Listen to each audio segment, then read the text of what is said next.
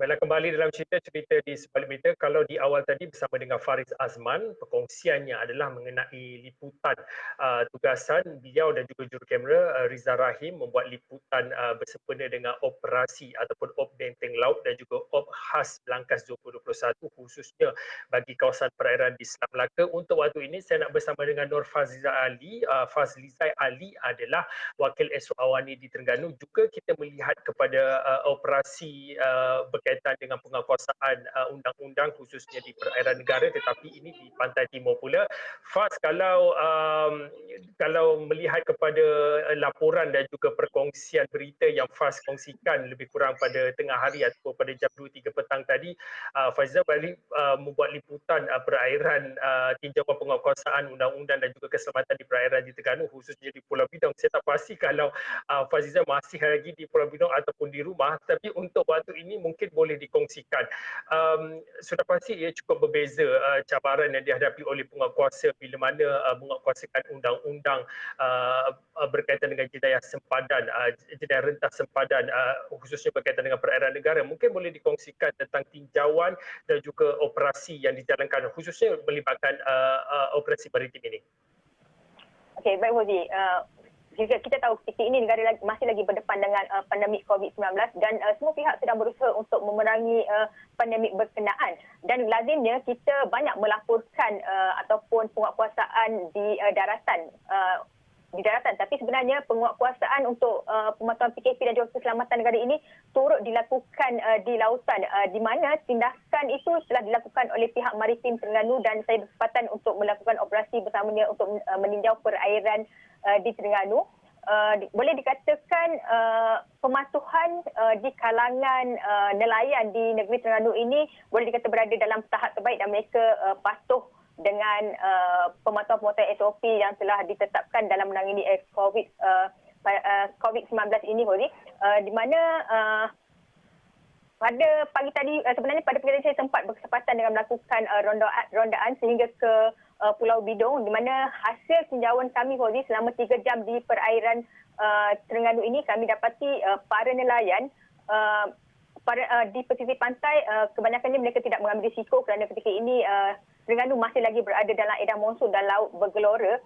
Namun ada setengah nelayan laut dalam mereka masih turun ke laut dan masih menjalankan aktiviti mematuhi SOP yang telah ditetapkan. Baik Fauzi, sebenarnya ketika ini ketinggian ombak masih lagi mencapai 2.5 meter hingga 3.5 meter. Namun itu bukanlah halangan bagi pihak ATMM Terengganu ini untuk melakukan rondaan dan pemantauan bagi memastikan perairan negara ini tidak diceroboh oleh nelayan-nelayan asing bagi mengaut hasil laut negara untuk dipasarkan di negara mereka. Dan kita tahu, Fauzi, walaupun kita masih lagi berdepan dengan PKP, PKPB maupun laut bergelora, namun itu bukanlah alasan untuk pihak maritim tidak melakukan rondaan maupun nelayan-nelayan baik tempatan ataupun nelayan asing untuk melakukan kesalahan jenayah maupun merentas sepadan untuk mencuri hasil laut negara. Dan bagi memastikan keselamatan negara ini sentiasa terjamin khususnya di perairan sepadan, pihak maritim sentiasa melakukan rondaan dan pemantauan khususnya di pintu-pintu sepadan antara negara. Ia bagi mengelakkan nelayan khususnya nelayan daripada Vietnam untuk menembus masuk ke perairan Terengganu ini. Dan Fauzi, kita tahu sejak daripada Mac lalu kita telah dikenakan PKP dan setakat ini kalau saya dapat kongsikan Fauzi, sebanyak 58 bot telah dirampas oleh pihak maritim Terengganu di mana ia melibatkan nilai lebih 60 juta ringgit. Ia melibatkan bot dan juga peralatan untuk menangkap ikan, di mana 45 buah bot itu melibatkan bot warga Vietnam, manakala selebihnya adalah bot nelayan tempatan yang melakukan kesalahan di perairan negara ini. Baik Fauzi, untuk mendapatkan butiran lanjut, kita ikuti perkongsian daripada Kapten Muhammad Sufi Muhammad Ramli. Dalam tempoh PKP, selepas PKP, kita laksanakan penangkapan dalam tempoh PKPP sebanyak 58 tangkapan yang melibatkan sebanyak 45 bot nelayan Vietnam dan selebihnya adalah bot nelayan tempatan.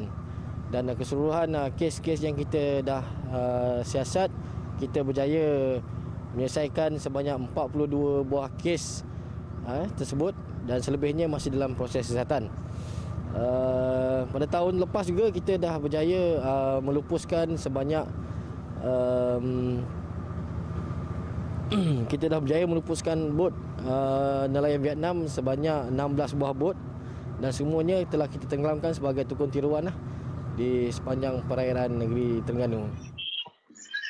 Baik Fauzi, esok bermulanya PKP 2.0 di negeri Terengganu ini dan di mana pihak polis Terengganu juga telah melakukan tindakan di mana sebanyak 25 sekatan jalan raya akan diadakan di negeri Terengganu ini di mana 326 pegawai dan anggota akan ditugaskan untuk menjaga sekatan jalan raya ini melibatkan 8 daerah di negeri Terengganu ini. Dan bagi mengetahui perkembangan lanjut pelaksanaan PKP 2.0 di negeri Terengganu ini Fauzi, kita ikuti apa kata Ketua Polis Terengganu, Datuk Rosli Cik. Kita telah menambah kepada 20 lagi sekatan jalan raya, menjadikan semua sekatan jalan raya 25 seluruh negeri Terengganu. Dan yang 24 jam ni kita tambah lagi 3 di daerah Setiu, iaitu di Simpang 3, Sungai Tong, Kuala Berang, Kampung Bintang, Kampung Fikri. Yang lain-lain ni kita buat ada 16 jam, ada 12 jam, ada 8 jam secara mobile. Baik, selain daripada sekatan jalan raya, pihak Polis Terengganu juga turut melakukan tinjauan khususnya di tempat-tempat awam termasuk pasar raya dan pasar awam, ianya bagi memastikan masyarakat di negeri Terengganu ini patuh dengan PKP yang akan mula dilaksanakan pada esok. Dan selain itu juga pihak Polis Terengganu akan memantau laluan tikus di mana 10 melibatkan di daerah Besut manakala 2 lagi melibatkan daerah Kemaman. Ia bagi memastikan bukan sahaja masyarakat tidak melepasi sepadan antara negeri, malahan bagi memastikan jenayah juga tidak berlaku sepanjang tempoh PKP dilaksanakan, Fauzi.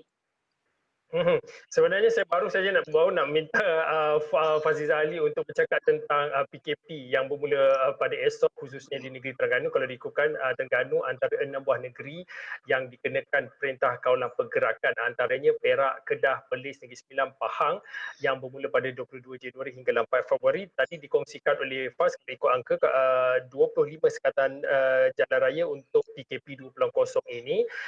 FAS kalau boleh dikongsikan kalau melihat kepada visual yang dikongsikan oleh FAS tadi, nampaknya jalan-jalan pun kelihatan kosong. Tapi kalau dalam laporan berita 2-3 hari sebelum ini, khususnya di negeri Terengganu, sudah ada panic buying ataupun pembelian panik kerana menjelang PKP 2.0 tu, esok sudah tentu ramai orang berpusu-pusu ke pusat shopping mall ataupun untuk membeli barang ataupun sebagainya. Mungkin boleh dikongsikan untuk hari terakhir menjelang PKP 2.0, bagaimana keadaan dan juga situasi semasa di negeri Terengganu secara khususnya?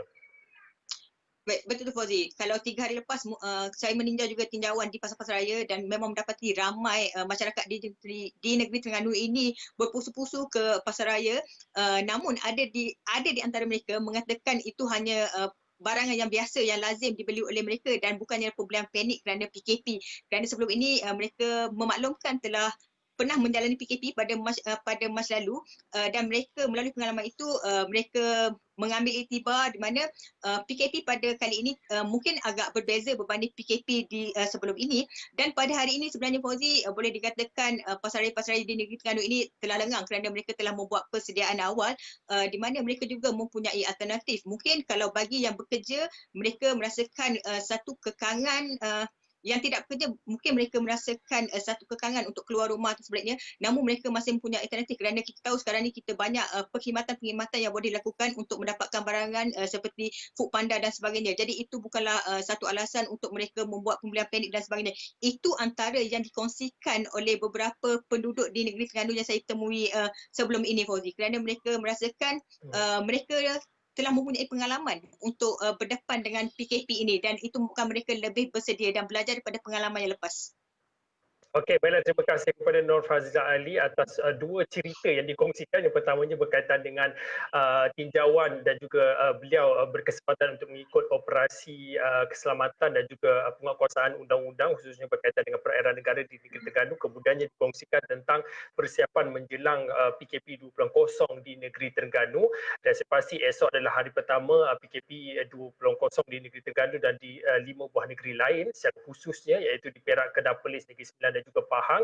Saya harap Faizal akan berkongsi tentang cerita dan juga liputan dan juga perkembangan semasa hari pertama PKP 2.0 di Negeri Terengganu, sama ada perbezaan tak, patuh tak orang ramai di PKP 2.0 berbanding dengan PKP tahun lalu, PKP 1.0. Baiklah, terima kasih sekali lagi kepada Nur Fazizah Ali atas perkongsian liputan dan juga jadual kerjanya untuk hari ini. Saya kira untuk itu saja untuk hari ini. Saya Fauzin, kita jumpa lagi.